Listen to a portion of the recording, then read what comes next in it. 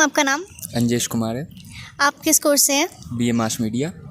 आपने BA mass media लिया है जामिया में, तो आपने क्या सोचा कि ये कोर्स कैसे तैयारी कर सकते हैं, क्यों लेना है? कुछ बताएंगे अपने इस बारे में? कोर्स लेने का मेरा मेन पर्पस यही है कि आज की जो मीडिया का दौर देख रहे हैं, जो कहा जाता है कि मीडिया लोकतंत्र का चौथा स्तंभ है, मुझे ऐसा लगा कि वो उसकी नींव खोखली हो गई है, जिस कारण से मुझे लगा कि अगर मैं इस क्षेत्र में जाऊं तो अच्छा कर सकता हूं, मीडिया के स्तंभ को मजबूत फिर से बरकरार रख सकता हूं। बस इसी कारण से मैंने मीडिया से रिलेटेड कोर्स को चुना।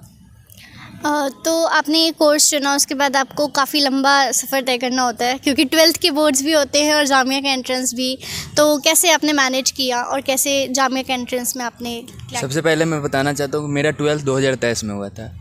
मैंने 2023 में भी एंट्रेंस एग्ज़ाम दिया था, लेकिन मेरा वेटिंग लिस्ट में 3 नंबर पे नाम था, लेकिन उस टाइम क्लियर नहीं हो पाया। तो फिर मैंने 1 साल तैयारी किया प्लेटफॉर्म से, यूट्यूब जैसे प्लेटफॉर्म से और बहुत सारे सीनियर भैया से कंटेंट प्राप्त करके उसे तैयारी मैंने किया था, जिसमें एक बड़े नाम हम्माद हसन भाई का भी आ सकता है। हम्माद राशिद? जी। ओके। तो अगर हम बात करें कि जामिया का जो पैटर्न है वो इस साल काफ़ी चेंज हुआ जी। इस साल काफ़ी कोर्सेज़ का pattern on the spot change हुआ है या 2 दिन पहले चेंज हुआ है, तो मास मीडिया में क्या आपको लगा कि ऐसा कुछ हुआ? नहीं, मुझे तो ऐसा नहीं लगा, क्योंकि पहले जो सिलेबस था कि जिसमें 40 नंबर के ऑब्जेक्टिव पूछे जाएंगे और 60 नंबर के सब्जेक्टिव, पहले थे कि 60 नंबर वाले में 10-10 पहले थे 5 क्वेश्चन शायद 6 नंबर के आते थे और 3 क्वेश्चन 10-10 नंबर के आते थे, लेकिन इस बार से सारे क्वेश्चन को 10-10 नंबर के कर दिए हैं। और इस बार एक में विकल्प वाला भी आया था कि 2 नंबर क्वेश्चन में 3 टॉपिक था, तीनों में से किसी एक पे लिखना है। ये मैं जानना चाहती हूँ कि जो ऑब्जेक्टिव टाइप क्वेश्चंस आते हैं उसकी तैयारी आपने कैसे करी? आपने क्या सोर्सेज लिए इसके लिए? उसके लिए करेंट अफेयर पढ़ना पड़ेगा और सबसे ज़रूरी चीज़ की प्रीवियस ईयर क्वेश्चन पेपर देखना पड़ेगा ऑब्जेक्टिव वाला, क्योंकि उससे बहुत सारा क्वेश्चन आते रहते हैं। और ये जो हिस्ट्री ऑफ दिल्ली है, बस ये 3 कवर कर लेंगे तो आराम से ऑब्जेक्टिव हो जाएगा।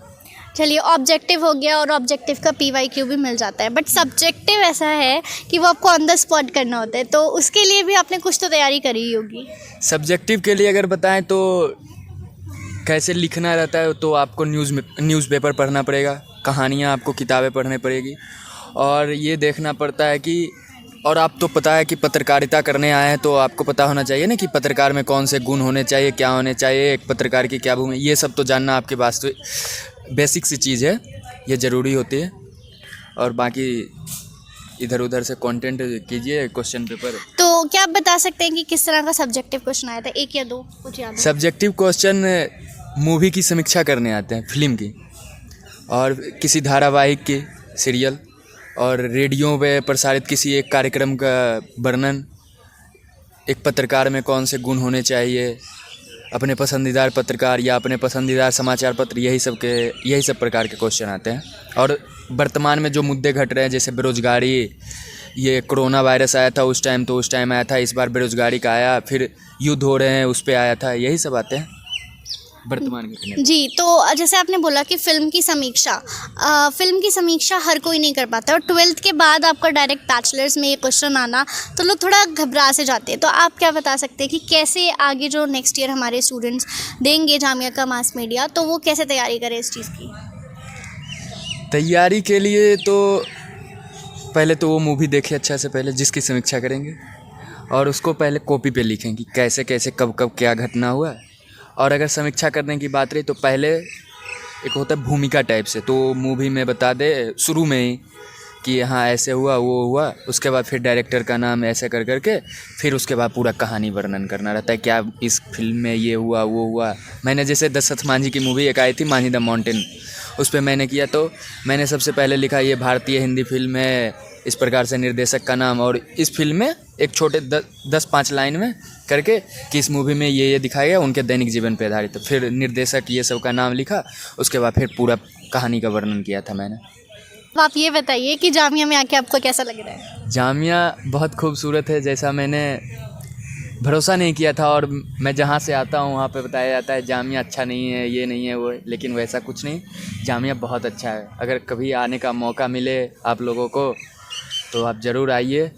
और बहुत अच्छा बहुत खूबसूरत है जामिया, और यहाँ के लोग भी बहुत खूबसूरत हैं। तो कोई टिप आप देना चाहेंगे नेक्स्ट ईयर जो एंट्रेंस देंगे बच्चे उनको? जी, नेक्स्ट ईयर वाले बच्चों को तो मैं यही कहूँगा कि किसी सीनियर भैया से या दीदी से गाइड लेना ज़रूरी है, क्योंकि आपको पता नहीं होती है ना, क्योंकि हम लोग PCM PCB बैकग्राउंड से आते हैं और मुझे पता नहीं रहती कि कैसे लिखना है नहीं लिखना है।